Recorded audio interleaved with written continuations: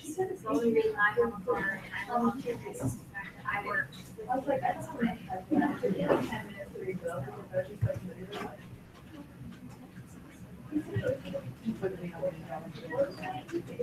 Because my job is really awesome. You know, I can't. But what title is in there?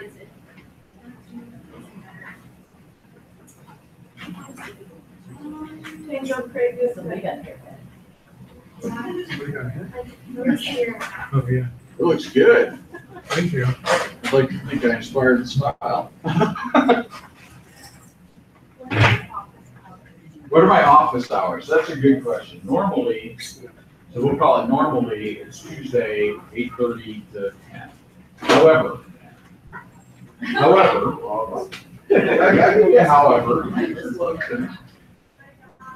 I'm generally there without a meeting every morning from 8 to 9. And then if you have other times, my Outlook is up to date. So if you use the university scheduling, so if you go into your university email and schedule an appointment, you'll see my calendar will have a block where I've got availability, and you can go plug anything. I mean, if I'm available, just go ahead and book a meeting, and I will happen to sit down. But normally best for me is mornings. Can we do like a multiple person? Yes, absolutely. We can have a team call. I've got room for 5 or 6 in my office, so you know I don't have a problem with that. Yeah.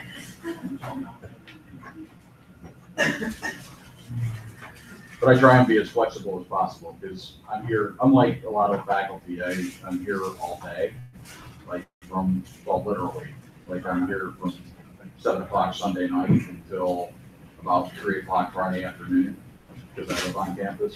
So if you guys need something, just let me know and I'll make time. Okay, I'm gonna get going. We've got a lot to cover. We're gonna be slipping cost of capital into next week. So just be aware that the syllabus is gonna start to slip a little bit. I think it's been a miracle we've stayed on task with the volume of stuff so far. But we're gonna start seeing some slip and that's okay. This is a pretty critical piece. So between this piece, the capital budgeting piece, and what we've covered to date on stock bond and other valuation, that's kind of your key components. So diving into cost of capital. Last class, we talked about the general concepts of cost of capital, and then we took the next step and said, okay, what's the cost of preferred stock? And if you recall, a lot of these things, as I kind of was reminded this morning, a lot of these things, it's algebra. It's the same formulas over and over and over again, but they're being kind of reformulated in different ways, and we're always solving for X, given 2, 3, or 4 variables, or 2, 3, or 4 constants. So we've got this retained earnings piece. Retained earnings are what? Money that the company made, that are your dividends that are paid out. Yes, it's all of those things. It's essentially money that was earned by the company, not paid out as a dividend, retained by the company for reinvestment to generate additional returns for stockholders. So retained earnings is the money that doesn't get paid out. So profits don't get paid out and get kept in the company in order to be able to make more profits.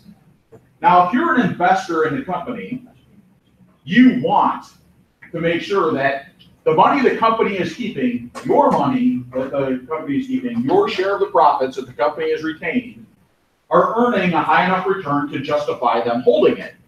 Otherwise, you want them to pay it out to you as dividends, and you want to go out and reinvest that money somewhere else. We cover dividend theory and dividend policy later in the semester, but that's it in a nutshell. Should the retained earnings be paid out to the shareholders as a dividend or not? And the answer is they should be paid out as a dividend if they can be reinvested by the shareholders at a higher value. And they should be retained in the company if the company can reinvest the money at a higher value than the shareholder can. That summarizes an entire chapter in a nutshell.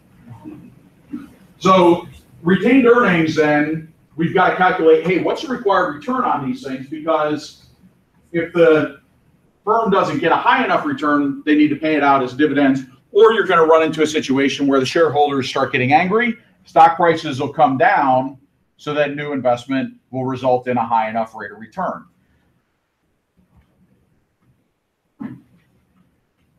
So assuming that we're at equilibrium, assuming that the stock price and the market in and of itself is basically at an equilibrium point, you're not seeing massive fluctuations or adjustments that need to be made or corrections. You'll hear the word correction as it comes to the stock markets. There's no correction in place. So it's an equilibrium. You'll recognize that this looks like the dividend growth model. So stock valuation, essentially we're solving for a different X, but it's the same general variables that you've got. So the required rate of return on the stock is equal to the risk-free rate plus the risk premium for that specific stock, which is calculated, using various components of beta. And you've got a dividend growth model, which essentially says, okay, if the price is right, and we know what the dividend is, and we know what the growth rate is, we can solve for what the required rate of return is. If you go back to chapter 7, and you look at the dividend growth model, you'll see it's got all the same variables just reordered, because at that point we're trying to solve for price. Here we're trying to solve for required rate of return.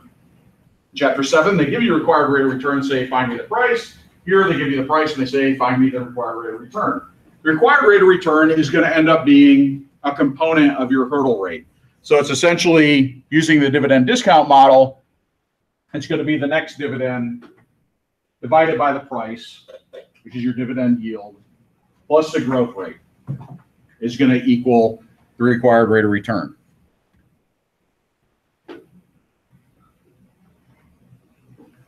There's also this concept of CAPM. Now, the two should be equal. There's multiple ways to look at it. We're going to look at 3 different ways to calculate required rate of return on a stock. And if you're doing this in real life, you should look at all 3. And you should try and make sure that all 3 are about the same. And if they're not, you probably have something either wrong with your analysis, or you really need to take a closer look at that stock as maybe a buy or sell opportunity. So for using CAPM, which we've visited before, the required rate of return on the stock is equal to the risk-free rate plus the risk premium. The risk premium is equal to the market rate minus the risk-free rate times the beta, where beta is the unique volatility associated with that stock as it pertains to the market. This is the market required rate minus the risk-free rate. We know that the risk-free rate is built into everything. That takes into account expected inflation and other things. So we want to isolate the market rate and then go, how volatile, how much riskier is this stock than the general market? That's beta. That's measured by beta. So the required rate of return on the stock essentially says, I need to get my risk-free rate, plus I need to be compensated for the risk associated with that stock, because required rate of return and risk, that's how you measure the two. And pretty much in finance, everything is, here's a set of cash flows. Here's a required rate of return, which evaluates the risk associated with that set of cash flows. The two interact to give you a present value or a future value, or required return based upon risk and cash flow. So in this particular case, we're going, hey, I've got to be compensated for that risk. We compare the volatility or the risk of that stock with the volatility or risk in the market. We assign a number. It's normally between -1 and 1, or -2 and 2.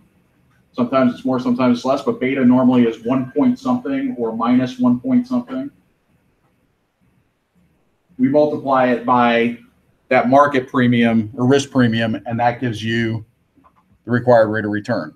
And here's a quick example. If the risk-free rate is 6, the market return is 10.5, and beta is 1.6. This would be would this stock be riskier or less risky than the market generally?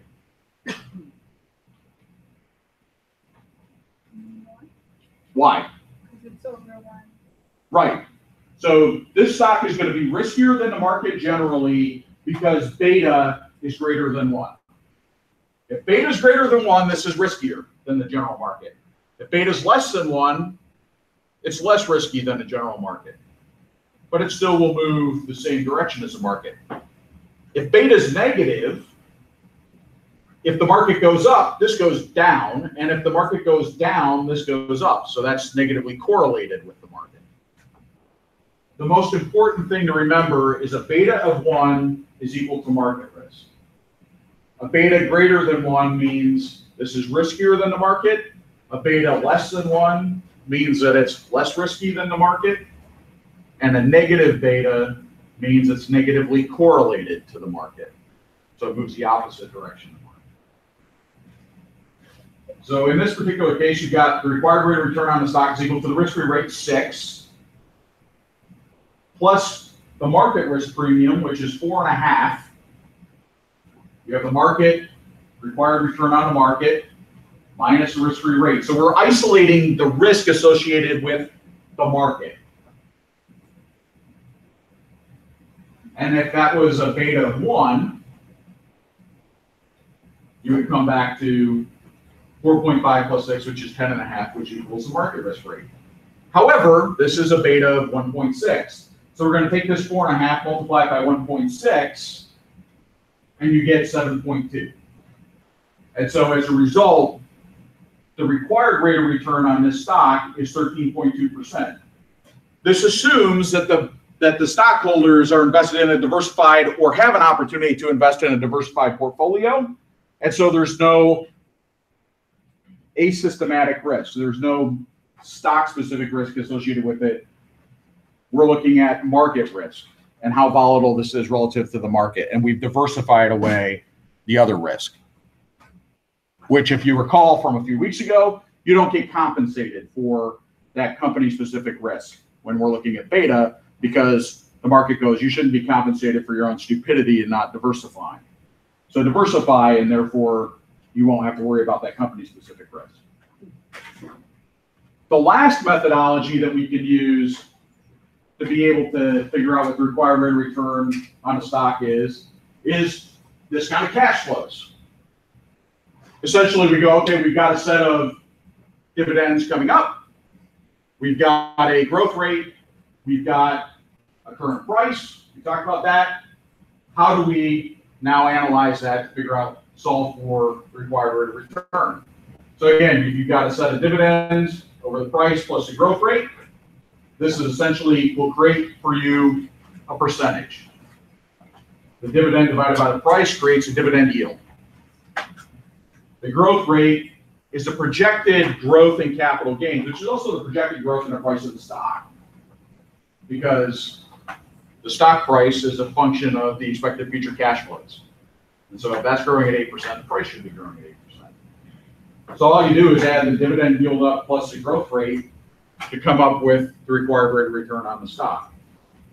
In a lot of cases, if you go to like Yahoo Finance, you can find the dividend yield, it's given, it calculates it for you. You can also calculate out what the growth rate on earnings have been over time. So this doesn't require like massive analysis skills. You can go out to finance.yahoo.com and you can come up with any given stock, what the dividend yield, what the growth rate on earnings is, or what the growth rate is for the company, and come up with a required return.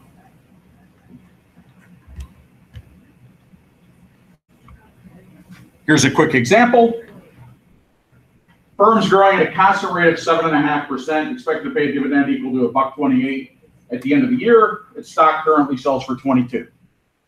So remember, this is the next dividend to be paid, not the last one, the next one. When you look at Yahoo Finance, it gives you the last one. You got to figure out what the next one's going to be. So you go, okay, $1.28 is the next dividend divided by the current stock price of 22, gives me 5.8%. We're in a constant growth environment, so it's 7.5% becomes your growth rate. So you add the two together, it's 13.3%, so that becomes the required rate of return using this methodology. The book is pretty convenient in that it makes sure that everything fairly well matches up. In real life, this is a little bit more difficult to solve for.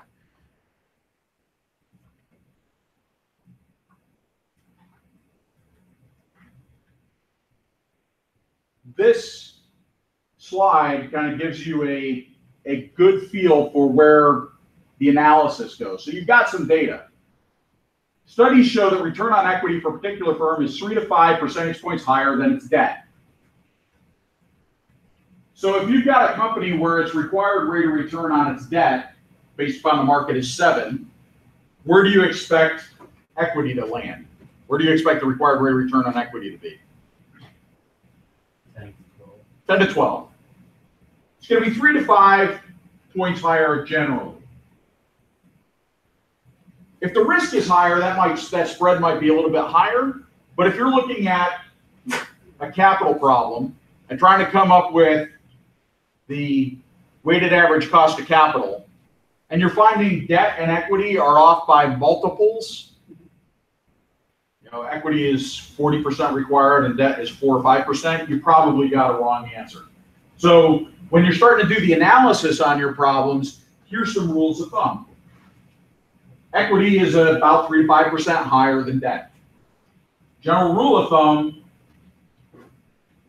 you can add 3 to 5% to the debt cost, come up with an equity cost. Generally, for those of us who are sitting in places like a university where I don't have stock prices, and I'm trying to come up with hurdle rates for things like, do I build a new building or not? I have to use things like this rule of thumb. I don't have a beta. So these rules of thumb become more and more and more important the further and further away you get from having a company that's publicly traded. So when you're a not-for-profit, you may have debt that's in the market, the university does, but we do not have equity that's in the market, and we don't have a lot of comps. There's not a lot of other companies like us in the market because there's very few for-profit universities, and those that were out there that were in the market have largely gone away.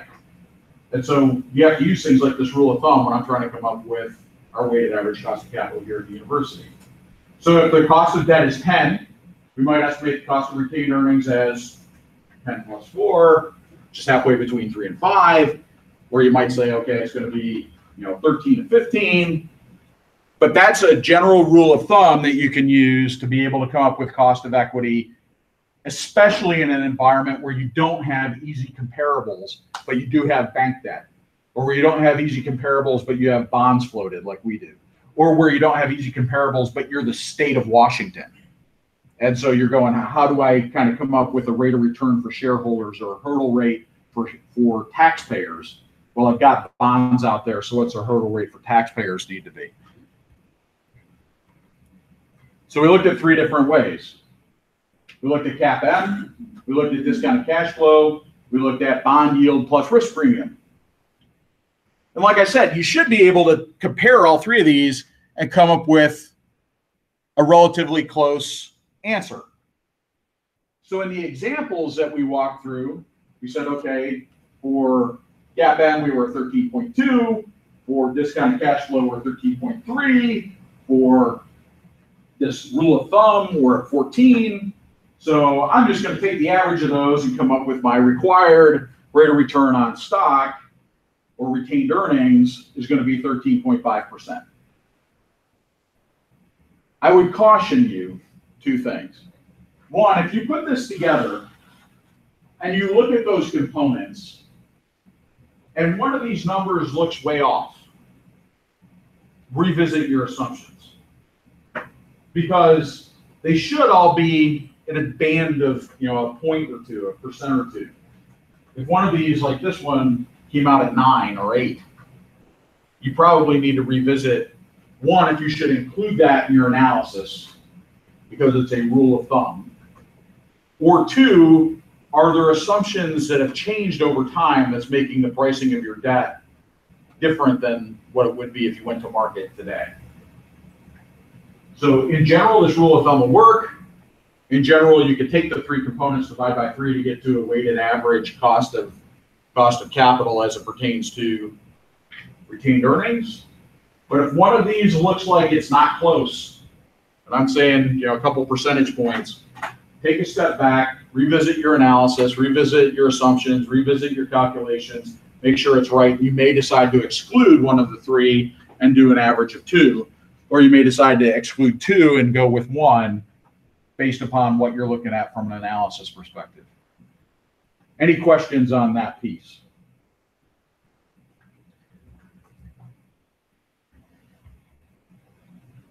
So if we're issuing new stock, so that's the cost of capital for retained earnings. That becomes more important when we look at, like I mentioned, dividend policy and going, do I pay this out or do I keep it? When you actually go, okay, it's not do I pay it out and do I keep it, but do I actually go to the market and get more of it? Do I do a secondary offering of stock in the market? You now have to factor in, just like we did with preferred stock, you have to factor in those flotation costs, the legal and compliance requirements and investment banking requirements that are out there, the costs that are out there to be able to issue new stock bond or preferred stock. And so in that particular case, you not only need to cover the required rate of return like we did in retained earnings. So we've got to cover next dividend, price, plus the growth rate. But we also have to factor in that some of the money we get in is going to go out to raise that additional new capital. And so as a result, the folks who are investing here not only want to make sure that they get this rate of return, but they can cover this 13.5% because that's the cost of retained earnings. And so they're going, hey, I'm not going to invest unless I get this. But you have to cover all those additional costs associated with getting new stock. And so you've got to factor in the flotation costs along with it.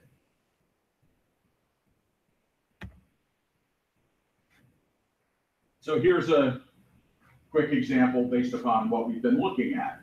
Essentially, you go a firm which is growing at a passive rate of 7.5%, same general assumptions that we've had, expects to pay a dividend of 128 at the end of the next year. Its stock currently sells for 22. When it issues new common stock, the firm pays its investment banker 17% flotation cost. That's pretty high. My experience, that's really high. So it's the same math that we just did. Essentially, you're going, okay, it's $1.28 over 22 plus 0.75, except you've got to factor in this flotation cost. So for every $22 that an investor pays in to get their new share of stock, the company is only getting $18.26. And the investment banker is pocketing the balance. And these investors are going, I paid in 22. I need a return on 22 that's equal to the retained earnings required, or the required return on retained earnings. And so you don't get to use this. You've got to factor in it. You've got less money to work with, but your investors are not giving you credit for that. So you've got to have a higher hurdle rate, a higher required rate of return on new stock because you got to cover that cost of flotation. So in the past, in the last one where we were going, okay, it's 13.5. Roughly, you took the 3 components, we said it's 13.5, it was all the same assumptions. When you add flotation costs, you go, okay, I need so much more additional capital, I'm going to go out and issue new stock in a secondary offering. You actually need, this comes out to 7, plus 7.5. You need 14.5%, not 13.5%. You need a whole percent higher on a new issuance because 17% of your proceeds are getting sucked off by the investment banker. So you've got to factor in that cost of flotation if you're going to issue new preferred stock, if you're going to issue new common stock, or candidly, if you're going to issue new bonds. All those come into play.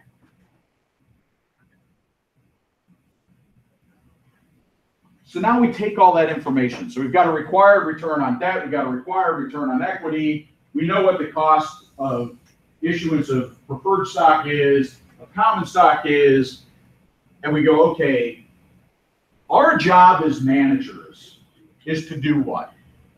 Create economic value. Create economic wealth. Create economic value is to maximize return to the shareholders given a certain risk profile. Essentially, to make sure that the return is equal to or better than the required rate of return. So we've got to look at what's the optimal capital structure to do that, given the risk of operations, market risks, risk-free rates, and other components. What is the proper percentage of debt, preferred stock, and common equity in the capital stack or capital structure that maximizes stock price? That provides the highest possible rate of return to the investor, to the common shareholder.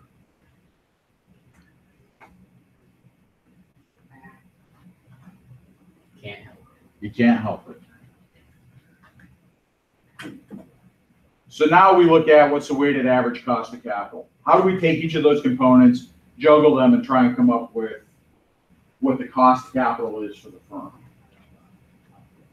So to make decisions when we're looking at capital budgeting, when we're looking at pretty much anything we're going to do, issuance of new stock, issuance of new bonds, we need to look at what's our cost? What's the required return that we're going to get on that outlay of money so that we can cover all of our obligations, not only the hard obligations, the obligations to cover our operating expenses and to pay the interest on the debt, but also the economic requirements, the economic earnings required. How do we earn enough in a rate of return to compensate our preferred shareholders and pay their dividend, and to compensate our common equity owners, who tend to be the owners of the business? How do we compensate them for taking the risk in investing in the business and retaining the capital in it? We got to cover all that. Anything that we do as a business needs to account for compensating all of those stakeholders: the owners, the preferred stockholders, and the debt holders. And so you can see that depending on what the mix is of common stock, preferred stock, and debt, that required rate of return is going to shift around a little bit. And combining them is where we get weighted average cost of capital, essentially going for, and we'll see an example, but based upon the percentage of your capital that's in each one of those categories, what's your required rate of return? And so we're going to look at a couple examples, or an example of how to do a weighted average cost of capital based upon the examples we've been using. So weighted average cost of capital is the weighting of the debt times required return of the debt after tax.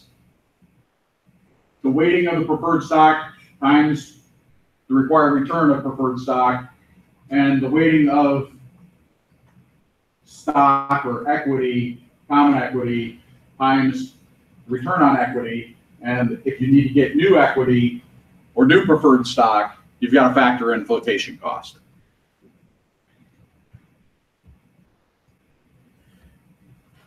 And here's the simple example. Using the same fund company that we've been using the entire chapter, you've got debt. Assuming that 45% of the balance sheet, and so we're talking about the balance sheet now, we're talking about the right side of the balance sheet, the how do I pay for stuff. Got to get a step back for those of you that are not the accounting geek that some of us are.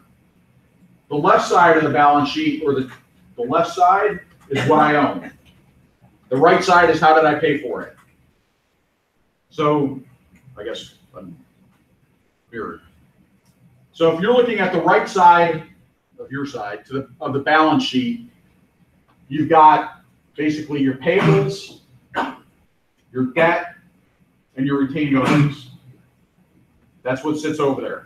On the other side, you've got your cash, your receivables, and your equipment, inventory, and other stuff. That's what you own. This is how you pay for it. So when you think about how did I pay for it, this particular company said 45% of our capital structure, 45% of the right side of my balance sheet is debt. 5% is preferred stock, and 50% is retained earnings or common equity. And so to come up with the weighted average cost of capital, first we calculated, going back to the beginning last class, calculated the after-tax cost of debt at 6%, preferred stock at 11%, and the common equity at 13.5%. 14.5%, we're going to issue new stuff, with 13.5% for current retained earnings. So the weighted average cost of capital is nothing more complex than just multiplying that out. So for an existing project, I've got cash. I've got the company. I'm not issuing any new stocks, bonds, preferred stock. And I've got to come up with, should I do project X or not? Setting aside for a moment the project-specific risk, you're going to use the weighted average cost of capital as your required rate of return for that project. So your weighted average cost of capital in that particular case is 45% is debt. Cost of that debt is 6%. Plus 5% of your capital stack or capital structure is preferred stock at 11% required rate of return. Half of the remaining half of your capital stack or capital structure is 50% at 13.5% rate of return, required rate of return. That gives you 10%. So in this particular case, if you were doing a capital budgeting problem and you were handed a capital structure and asked to calculate the required rate of return, and I'm not saying that you'll see this, but you'll see this, you essentially calculate this out, and this becomes your R for your capital budgeting problem. You're not issuing any new stock, and so you're using a 10% required rate of return. That's your weighted average cost of capital. Again, assuming that the project risk doesn't change the company risk. So weighted average cost of capital essentially says I'm going to continue to use the same capital structure to continue to finance new projects because I don't have to issue new stocks, bonds, or preferred stock. And so I can use my current weighted average cost of capital. If you have to issue new stock and it doesn't change any of the other components, you're looking at 45% times 6%, 5% times 11%, and then you're going, okay, 50% incrementally at the margin, you have to get a 14.5% rate of return. We're looking at the next dollar. So you can't go, okay, well, it's only going to be 10% at 14.5, 40% at 13.5. Each incremental dollar that you're investing, that you're raising, needs to get that 14.5% rate of return. So don't get sucked into trying to average these or trying to figure out what percentage of new stock and old stock and trying to come up with new weighted average cost of capital. For our purpose, we're looking at the incremental, the marginal dollar, the next dollar. And we'll see that in a couple different ways, if not in this chapter, in the next, of how to calculate this. But essentially, you come up with 10.5. So if you've got to raise new common equity to do this new project, you're going to use a 10.5% required rate of return. If you don't, you're going to use a 10% rate of return. But you're assuming that by doing this new project, you're not changing your capital structure at all. You're just going to continue to go, okay, it's 40% debt, or 45% debt, 5% preferred stock, and 50% equity. That's how I finance everything, and this is my required rate of return to do that. And then this feeds your capital budgeting problem. Any questions on that concept? Pretty important one.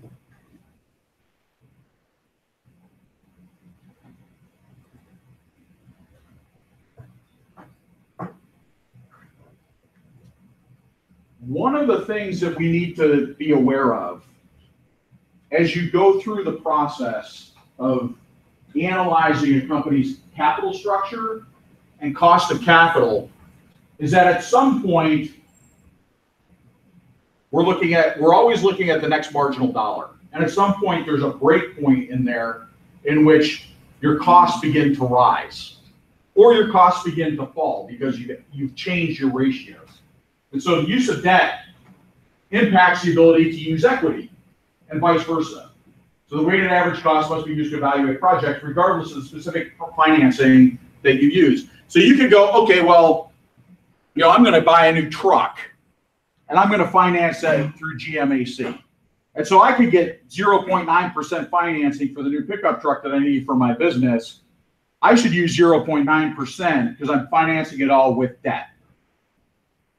That's not the right way to look at it. Your required rate of return needs to look at the entire company as a whole. So it's not the incremental dollar on the project, it's the incremental dollar as you look at the company as a whole. Because if you add too much debt, the risk profile of the company gets higher, and then your required rate of return on equity becomes higher. The required rate of return on debt will become higher because they'll look at it as being a riskier investment. So you've got to look at the entire thing, not just the project-specific financing.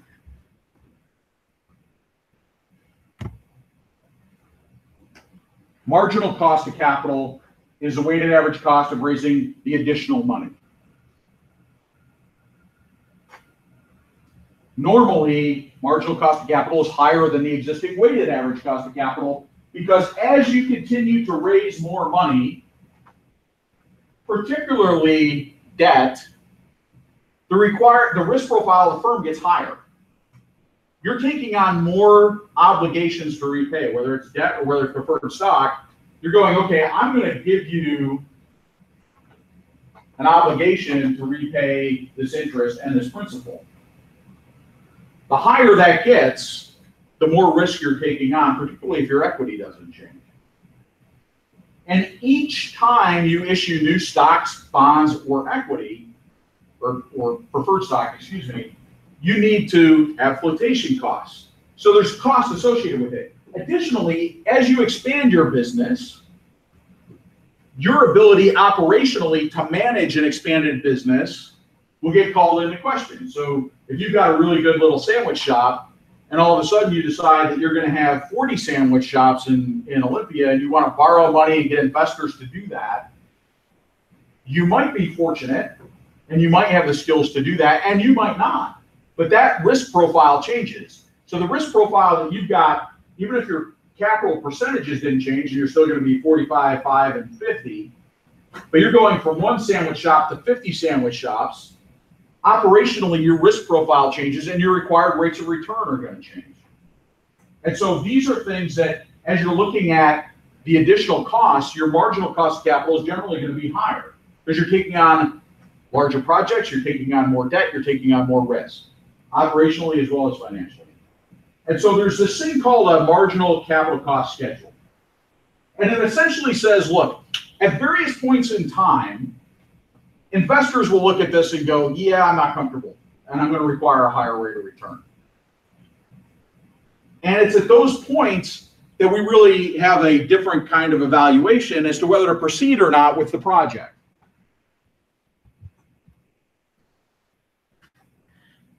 So now we're going back to my favorite crappy company, Unilite. So Unilite essentially has these two weighted average cost of capital based upon retained earnings. So at up to 61 million, the required return on equity, and therefore weighted average cost of capital, is 10%. At which point you take over 61 million, you see this thing, they call it the break point. Essentially what happens is weighted average cost of capital jumps up. You've either had to issue more debt, you've had to issue more equity, you've had to issue something, or the market perceives your operational risks have changed and requires a higher rate of return. So one of your components as you're looking at projects to undertake is recognizing that you've got various breakpoints in debt and equity that are going to cause you to have a higher weighted average cost of capital and therefore start going, okay, this project does or doesn't make sense. A project may make sense at one point here, It doesn't make sense here because your weighted average cost of capital, your risk profile of your firm, because again, weighted average cost of capital is nothing more than a proxy for the risk of your firm, because it's a required rate of return of the various components of your capital, and interest rate is a function of risk. So at some point, the market says your risk changes and becomes higher, and that project, which might have been okay here, is no longer going to be okay on the other side of the break point.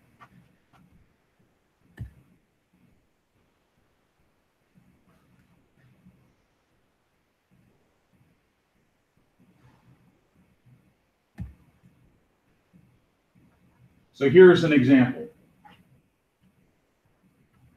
Unilite plans to generate $13.5 million in retained earnings this year. They can borrow, if they have $1 to $54 million worth of debt, the bond market says, hey, we're comfortable, your before tax cost of debt's 10%. As soon as you take over $54 million, we're getting nervous. You might have tripped some rule of thumb ratio. The banks may go, we're just not comfortable given your rate of growth, you're going to be able to pay that back. Or some other combination of risk factors have changed. And so all of a sudden at $54 million, your before tax cost of debt goes up by 185 basis points, goes up by 1.85%. And so if you start contemplating projects based upon your capital structure, it's going to take your debt over $54 million. All of a sudden, your next dollar is going to start costing a lot more. Your weighted average cost of capital is going to rise.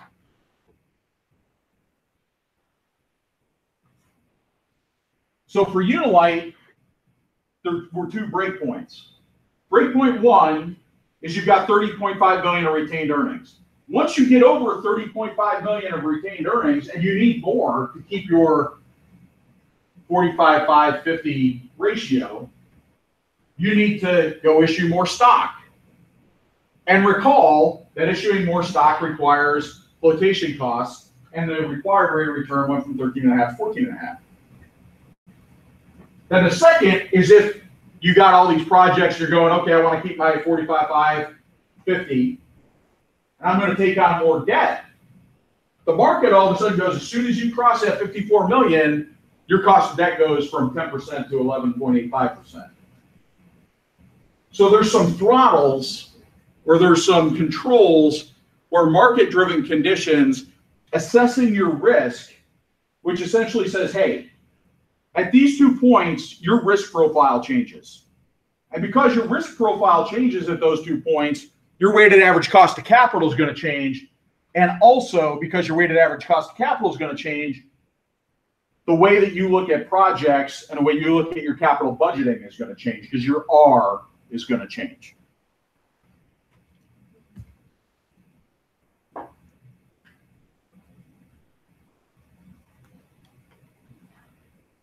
So the break point, essentially, if you look at it and go, okay, how much in total funds do I need? If we want to keep the 50, 45, 5% ratios, at 61 million in total funds needed, you've tipped over the retained earnings, and you need to issue more stock. So as soon as you go, I need more than 61 million, you've triggered this break point, and your cost of equity capital rises from 13.5 to 14.5. The market says at 54 million in debt, your interest rate changes from 10 to 11.85. And you say, okay, I need to have 45% of my capital structure is optimized at, or my capital structure is optimized at 45%. You take that 54 million, divide it by 45%, you go, at which point I need 120 million in total funds. Now I've got a break point on my debt and my interest rates rise. So you've got 2 break points here, one at equity at 61 million, one on debt at 120 million. At each one of those points, your weighted average cost of capital changes, and your R does what? It rises. Weighted average cost of capital goes up, therefore R, which flows into your capital budgeting decisions, goes up.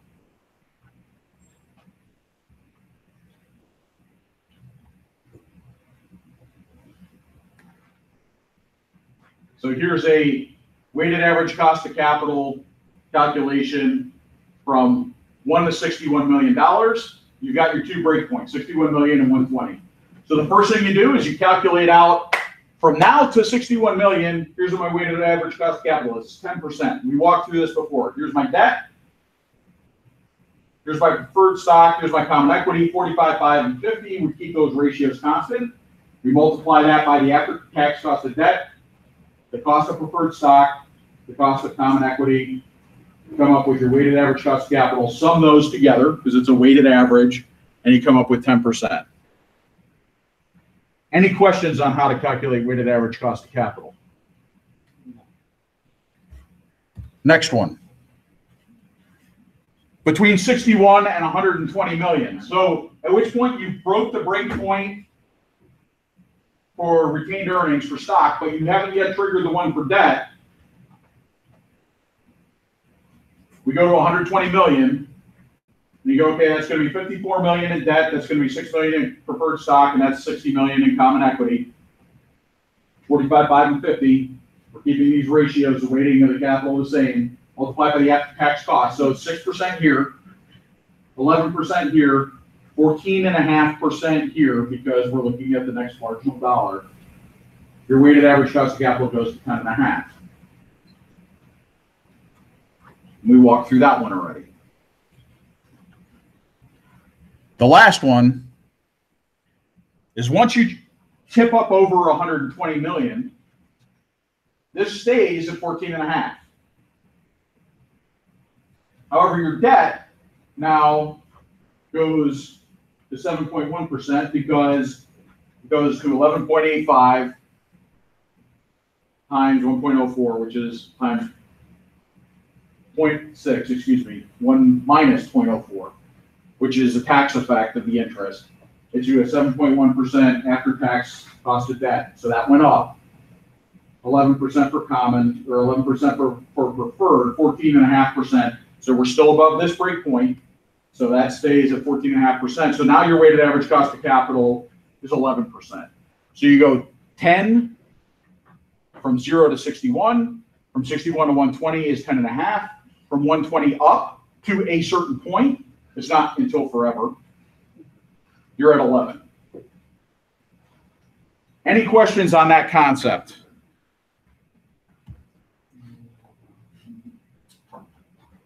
Okay, last thing I'm going to cover quickly is you can graph these out. So you can take the marginal cost of capital schedule and graph those components. And then you take your investment opportunities. So you go, okay, here's the projects I've got.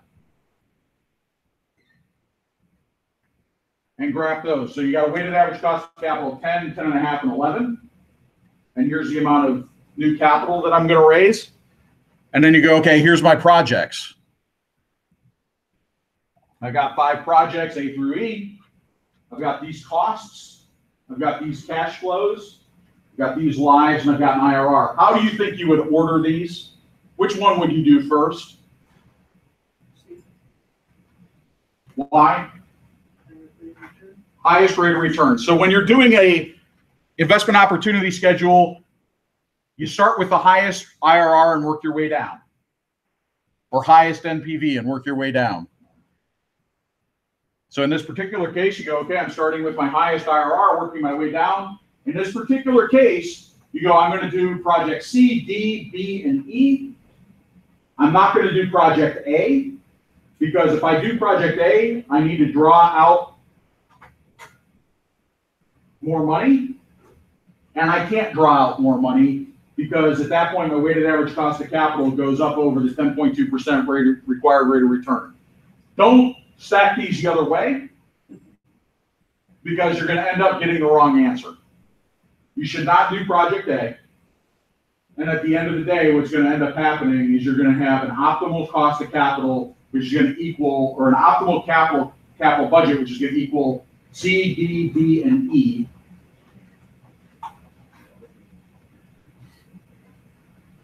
So, Of 110 million or 115 million. question. Yes, sir. So does this change the picture at all that we're not investing in Unilite? I don't know. Does it? I guess it would be like, what does the ratios look at for this, right? Yeah, you're looking at future cash flows, expectation of future cash flow. Should you invest based upon the information you have? They're investing in projects which should drive economic wealth, right? They're investing in projects that have a higher rate of return than their cost of capital. So they should be able to drive some economic return. The question is it priced adequately?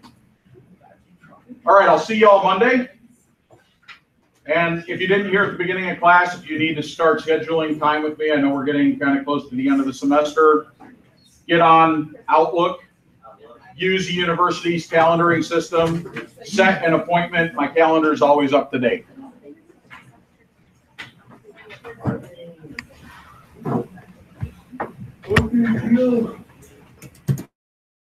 Are you going?